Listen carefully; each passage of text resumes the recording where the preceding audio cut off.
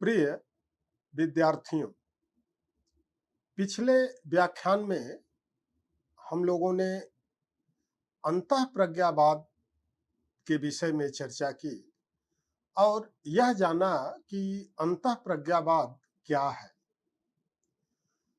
अंतःप्रज्ञावाद मनुष्य के अंदर निहित वह अंतर शक्ति है जिसके आधार पर मानवीय कर्मों के औचित्य तथा अनौचित्य का साक्षात ज्ञान होता है।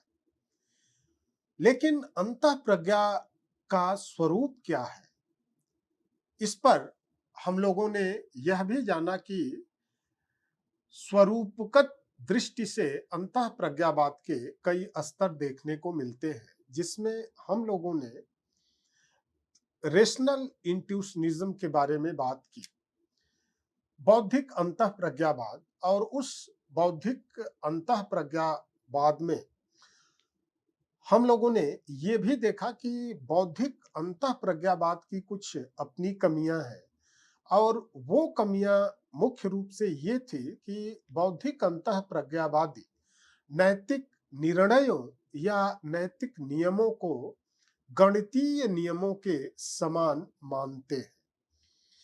गणितीय नियमों के समान मानने के कारण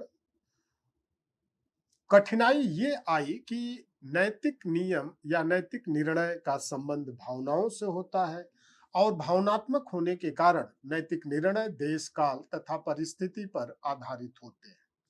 यानी जब हम नैतिक निर्णय देते हैं या नैतिक नियमों की बात करते हैं, तो नैतिक नियम या निर्णय पर कहीं न कहीं देश काल परिस्थिति का प्रभाव पड़ता है, लेकिन गणितीय नियमों पर देश काल और परिस्थिति का प्रभाव नहीं पड़ता है। ऐसी आलोचना को देखते हुए अंतःप्रज्ञावाद में एक दूसरा स्कूल डेवलप होता है, जिसको कि हम द एस्थेटिक सेंस थ्योरी के नाम से जानते हैं, या हिंदी में हम कहें तो ये नैतिक संवित्ति का सिद्धांत, इस नाम से भी हम इसको जानते हैं। और इस सिद्धांत के समर्थकों का ये अभिमत है कि नैतिक निर्णय या नैतिक नियम जो है वो गणितीय नियमों के समान न होकर के सौंदर्य शास्त्र के समान होते हैं। यानी नीति शास्त्र या एथिक्स जो है वो गणित के समान न होकर के किसके समान होता है? सौंदर्य शास्त्र या एस्थेटिक्स के अनुसार होता है। अब नैतिक निर्णय यानी जो हम मोरल जजमेंट देते हैं, वो मोरल जजमेंट हम किसी गणितीय संप्रत्यय के आधार पर न देकर हम सौंदर्यात्मक निर्णयों में व्यक्त करते हैं, और इसी के आधार पर मानवीय भावनाओं को अभिव्यक्त करते हैं। According to the aesthetic sense theory, beauty is the ultimate standard of morality. सौंदर्य ही नैतिकता का वह परम आदर्श है जिसके आधार पर हम किसी कर्मों के औचित्य या अनौचित्य का निर्धारण करते हैं। यानी मनुष्य के अंदर एक विशेष एस्थेटिक सेंस या नैतिक संवित्ति होती है जो मनुष्य के कर्मों के औचित्य तथा अनौचित्य का साक्षात ज्ञान प्रदान करती है। अब एस्थेटिक सेंस थ्योरी में दो एथिकल थिंकर्स हैं। पहला जो है वो सेप्टेस सबरी है। अब सेप्टेस सबरी अपने नैतिक सिद्धांत की विवेचना अपनी पुस्तक inquiry concerning virtue and merit में की है। इस पुस्तक में Shaftesbury said what is beautiful is harmonious and proportionable What is harmonious and proportionable, it is true. And what is beautiful and true is agreeables and good. Moral goodness is beauty in the spheres of affections. Beauty and good are the same and one. यानी सेप्टेसबरी जो है ये शुभ और सुंदरता में कोई अंतर स्थापित नहीं करता है और कहता है कि दोनों एक ही है। अब इस एकता का आधार अपनी पुस्तक में वो नैतिक संवित्ति के सिद्धांत के आधार पर करता है और वो हाब्स के स्वार्थवाद का खंडन करते हुए यह मानता है कि मनुष्य में स्वार्थ मूलक प्रवृत्तियों के साथ साथ परोपकार मूलक प्रवृत्तियां भी होती हैं, किंतु इन स्वार्थ मूलक और परार्थ मूलक प्रवृत्तियों में संतुलन आवश्यक है। यानी जब तक बैलेंस नहीं होगा तब तक ये न तो सोसाइटी के लिए न तो व्यक्ति के लिए ये हितकारी होंगी। अपने आचरण में मनुष्य को किसी एक वर्ग की प्रवृत्तियों द्वारा शासित नहीं होना चाहिए, न तो केवल वो स्वार्थ मूलक प्रवृत्तियों द्वारा शासित हो न तो परार्थ मूलक प्रवृत्तियों द्वारा। इन दोनों प्रकार की प्रवृत्तियों से नैतिक संवित्ति का उदय होता है, जो एक भावना है और हमें बताती है कि कौन सा कर्म उचित और कौन सा कर्म अनुचित। यानी जब हमारे अंदर स्वार्थ मूलक प्रवृत्तियां और परार्थ मूलक प्रवृत्तियों के बीच समन्वय स्थापित होता है तो व्यक्ति के अंदर एक नैतिक भावना का उदय होता है और इसी नैतिक भावना को वो लोग नाम देते हैं नैतिक संवित्ति। और इसके आधार पर कर्मों के औचित्य तथा अनौचित्य का निर्धारण होता है। सेप्टेसबरी के अनुसार मनुष्य में उपर्युक्त दो प्रकार की प्रवृत्तियों की सीमित और नियंत्रित तृप्ति ही मनुष्य के लिए सुखद हो सकती है। यानी मनुष्य में जो स्वार्थ मूलक और परार्थ मूलक प्रवृत्तियां हैं, इन दोनों की सीमित और नियंत्रित तृप्ति ही सुख का कारण है या वही सुखद हो सकती है।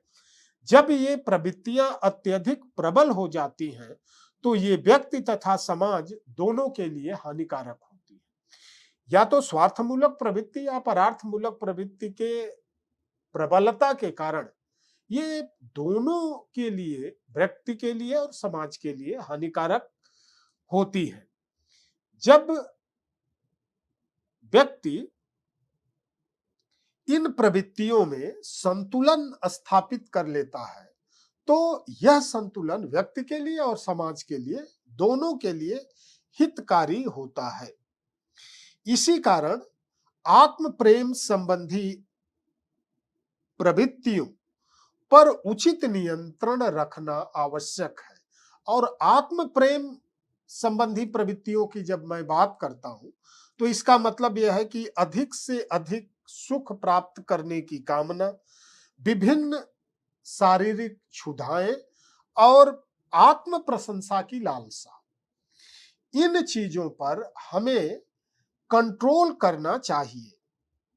अब इन दो प्रवृत्तियों के अतिरिक्त सेप्टेसबरी जो है कुछ अन्य प्रवृत्तियों का भी समर्थन करता है। एक तो स्वार्थमूलक प्रवृत्तियां हैं और एक परार्थमूलक प्रवृत्तियां। स्वार्थमूलक प्रवृत्तियां और परार्थमूलक प्रवृत्तियों के अतिरिक्त वो कुछ अन्य प्रवृत्तियों की भी बात करता है जिसे वो अस्वाभाविक प्रवृत्तियां कहता है। शत्रुता, घृणा, निर्दयता, प्रतिशोध की कामना जो है ये अस्वाभाविक प्रवृत्तियों के अंतर्गत जो है आती है। ये प्रवृत्तियां व्यक्ति तथा समाज दोनों के कल्याण में बाधित है या दोनों के कल्याण में बाधक है। अतः मनुष्य को इनसे प्रेरित होकर के कोई कर्म नहीं करना चाहिए।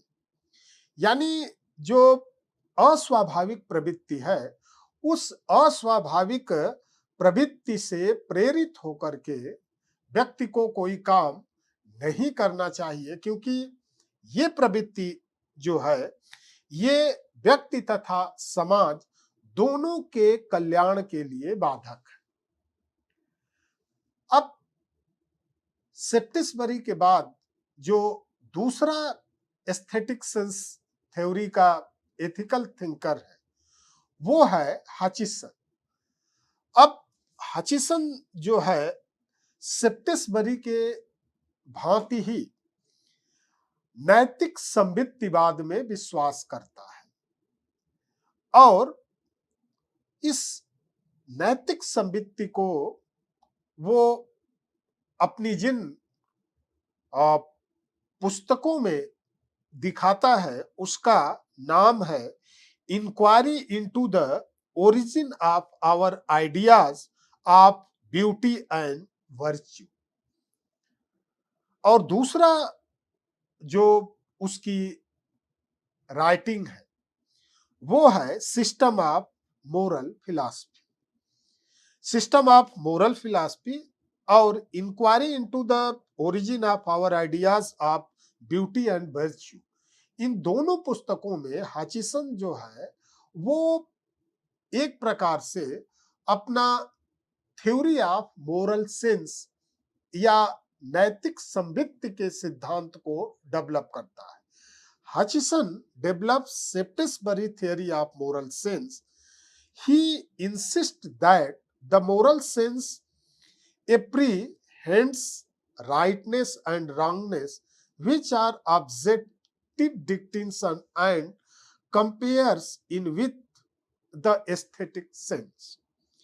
अब वो एस्थेटिक सेंस या नैतिक संबित्ति के आधार पर सेप्टिसबरी की भांति हचिसन भी कर्मों के औचित्य तथा अनौचित्य के निर्धारक शक्ति को वो नैतिक संबित्ति कहता है और वो कहता है कि नैतिक संबित्ति के आधार पर ही किसी भी मानवीय कर्मों के औचित्य तथा अनौचित्य की व्याख्या की जा सकती है।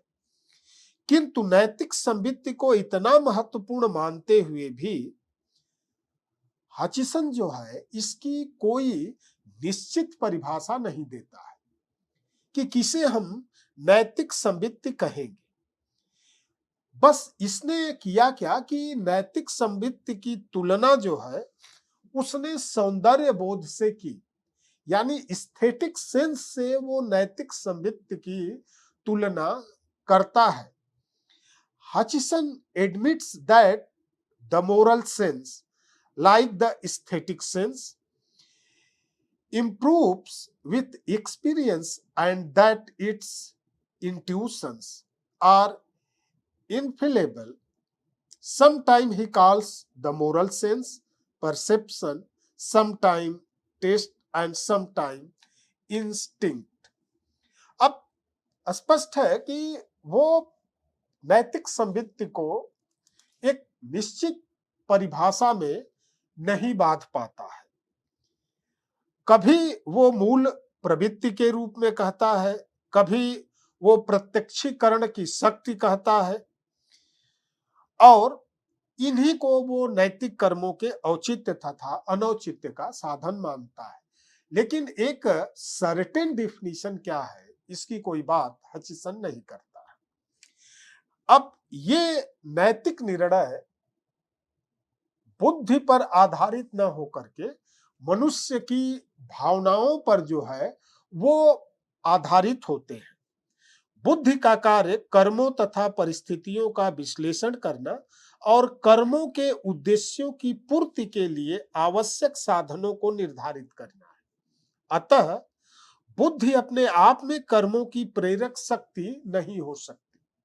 अब जब बुद्धि अपने आप में कर्मों की प्रेरक शक्ति नहीं हो सकती तो कौन कर्मों की प्रेरक शक्ति होगा? अब इस कारण हचिसन जो है वो बुद्धि के स्थान पर प्रेरक शक्ति के रूप में भावनाओं को स्थान देता है और ये कहता है कि भावनाएं ही नैतिक निर्णय का आधार जो है हो सकती है। अब नैतिक दृष्टि से कर्मों के मूल्यांकन के लिए हचिसन दो प्रकार के शुभत्व की बात करता है। यानी जब हम किसी भी नैतिक निर्णय या नैतिक दृष्टि से कर्म के मूल्यांकन को करने चलेंगे तो दो प्रकार के शुभत्व की बात हमारे सामने उपस्थित होगी।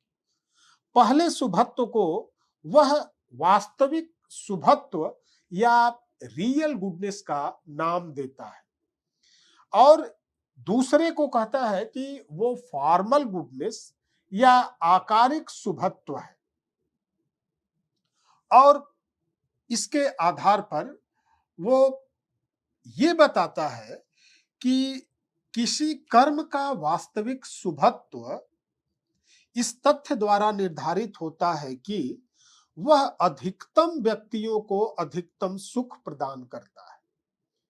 यानी वास्तविक शुभत्व का आधार किसी व्यक्ति के या अधिकतम व्यक्तियों के अधिकतम सुख का आधार है, जबकि आकारिक शुभत्व इस तथ्य द्वारा निर्धारित होता है कि वह उचित अनुपात में शुभ भावना से प्रेरित होकर के किया गया है। यानी आकारिक शुभत्व उचित भावना से प्रेरित होकर के कर्मों के शुभत्व का निर्धारण करता है। नैतिक संवित्ति आकारिक शुभत्व की दिशा में हमारा मार्गदर्शन करती है। परोपकार की भावना ही इस प्रकार के कर्मों की मूल प्रेरणा होती है। अतः ये पूर्णतः स्वार्थ रहित तो होते हैं। दूसरे के कल्याण की इच्छा से प्रेरित ये स्वार्थ रहित कर्म हमारी नैतिक संवित्ति द्वारा उत्कृष्ट माने जाते हैं। इसी कारण हमारी नैतिक संवित्ति हमें ऐसे ही स्वार्थ रहित एवं परोपकार मूलक कर्म करने के लिए प्रेरित करती है, परंतु वास्तव में ऐसे कर्म सही अर्थ में कर्ता का हित भी करते हैं। यानी जब हम परार्थ मूलक प्रवृत्तियों के वशीभूत होकर के हम किसी समुदाय, समाज, राष्ट्र के लिए कर्म करते हैं तो इन कर्मों से उस व्यापक समुदाय का तो हित होता ही है, साथ ही में कहीं न कहीं अपना भी हित सम्मिलित होता है। अब जो महत्वपूर्ण बात उपस्थित होती है वो ये होती है कि ठीक है, हम किसी कर्म के औचित्य या अनुचित्य को हम जिस एस्थेटिक सेंस के आधार पर या नैतिक संवित्त के आधार पर स्पष्ट करते हैं वह कितना उचित और कितना अनुचित है। अब इस सिद्धांत के हम औचित्य या अनौचित्य पर एक क्रिटिकल व्यू डालने का प्रयास करेंगे। पहली बात तो एस्थेटिक सेंस थ्योरी को लेकर के ये कही जा सकती है कि aesthetic sentiments which is highly variable can't account for morality which is uniform. Beauty is not identical with good. सौंदर्य का शुभ के साथ कोई समानता नहीं है। तो पहली आपत्ति तो ये उठाई जा सकती है कि सेप्टेसबरी तथा हचिसन जिसे नैतिक संवित्त कहते हैं वह वस्तुतः मनुष्य में सामाजिक वातावरण द्वारा उत्पन्न अंतश्चेतना है, यानी inner conscience of human being. और ये अंतश्चेतना इस वातावरण में परिवर्तन के साथ साथ परिवर्तित होती रहती है। इस परिवर्तनशील अंतश्चेतना को एक विशेष नैतिक संवित्ति मानकर इसे ही कर्मों के औचित्य एवं अनौचित्य के ज्ञान का आधार मानना किसी दृष्टि से उचित प्रतीत नहीं होता है। दूसरा ऑब्जेक्शन ये हो सकता है कि इस एस्थेटिक सेंस थ्योरी द्वारा what can excite aesthetic sentiments may not be able to excite moral sentiments. Vulgar songs and dance may be beautiful, but they are not morally justified. अब इस एस्थेटिक सेंस के द्वारा नैतिक निर्णय से संबंधित हम जो भूल करते हैं उस ईरर को हम अनुचित सिद्ध नहीं कर सकते। उदाहरण के लिए यदि किसी व्यक्ति को क्रूर एवं अन्यायपूर्ण कर्म उचित प्रतीत होता है और उसकी नैतिक संवित्ति इस कर्म का अनुमोदन करती है, तो उसके इस निर्णय को अनुचित सिद्ध करने के लिए कोई संतोषजनक तर्क नहीं दिया जा सकता। इसके विरुद्ध केवल यही कहा जा सकता है कि उसकी नैतिक संवित्ति विकृत हो चुकी थी। किंतु यदि वह इस आरोप को स्वीकार न करे तो उसके इस निर्णय को अनुचित सिद्ध करने का कोई उपाय नहीं है। अब मान लीजिए कि हमारी नैतिक संवित्ति जो है किसी अनैतिक कर्मों को ही औचित्य प्रदान करती है, तो हम किस आधार पर ये कह सकते हैं कि हमारा कर्म अनुचित है? अनुचित इस आधार पर हम कह सकते हैं कि हमारी नैतिक संवित्ति जो है वो विकृत हो चुकी है। लेकिन इस स्टेटमेंट को हमारी अगर नैतिक संवित्ति स्वीकार नहीं करती है तो फिर कोई दूसरा उपाय नहीं है। तीसरा ऑब्जर्वेशन ये हो सकता है कि इसके समर्थकों ने मनुष्य के नैतिक बोध की उसके सौंदर्य बोध से जो तुलना की है, यानी नैतिक बोध और सौंदर्य बोध की तुलना जो इन चिंतकों ने किया है वह सही प्रतीत नहीं होता। मनुष्य का नैतिक बोध उसके सौंदर्य बोध से बहुत भिन्न है, अतः दोनों के अंतर की उपेक्षा करना तर्क संगत या युक्ति संगत नहीं है। चौथा, यह सत्य है कि नैतिक निर्णयों का मानवीय भावनाओं से अनिवार्य संबंध है, किंतु उसमें नैतिक तत्व का अभाव नहीं होता। यदि नैतिक निर्णय को केवल भावनात्मक मान लिया जाए तो ये पूर्णतया व्यक्तिनिष्ठ हो जाते हैं।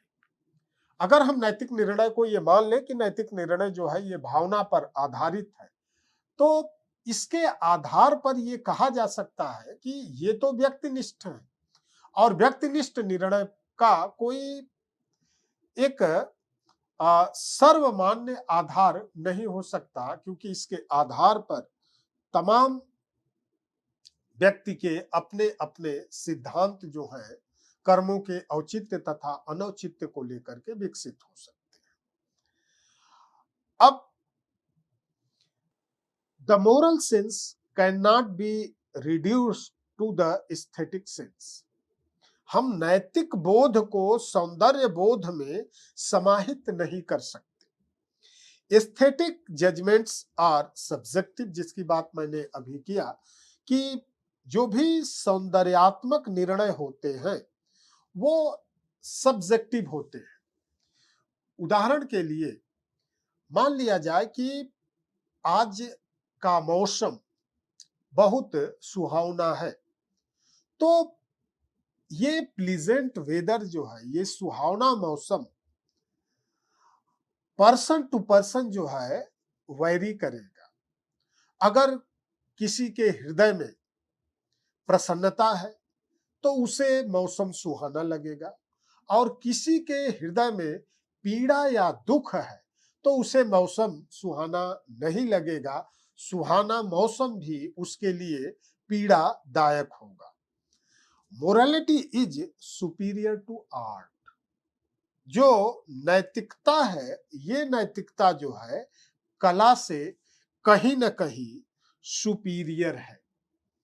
तो इस प्रकार चाहे रेशनल इंट्यूशनिज्म हो या एस्थेटिक सेंस थ्योरी इंट्यूशनिज्म, इन सिद्धांतों में कहीं न कहीं कुछ कमियां दृष्टिगत होती हैं, कुछ कमियां लक्षित होती हैं, और इन कमियों को देखते हुए इसे नैतिक कर्मों के मूल्यांकन हेतु हम ये तो नहीं कह सकते कि ये एक संपूर्ण सिद्धांत है, बल्कि इतना अवश्य कहा जा सकता है कि स्वार्थवाद, परार्थवाद, उपयोगितावाद, सुखवाद, विकासवाद इत्यादि नैतिक सिद्धांतों की अपेक्षा ये सिद्धांत मानवीय समाज और व्यक्ति के लिए कहीं न कहीं उचित एवं युक्ति संगत प्रतीत होते हैं। ये युक्ति संगतता और इसकी कमियों को देखते हुए इसी स्कूल में एक तीसरा एथिकल थिंकर्स आता है। उसका नाम है जोसेफ बटलर। बटलर भी अंतःप्रज्ञा या अंतर विवेक के सिद्धांत को लेकर के नैतिक दर्शन में उपस्थित होता है। उसका अंतर विवेक का सिद्धांत क्या है, इस पर चर्चा हम लोग अगले व्याख्यान में करेंगे।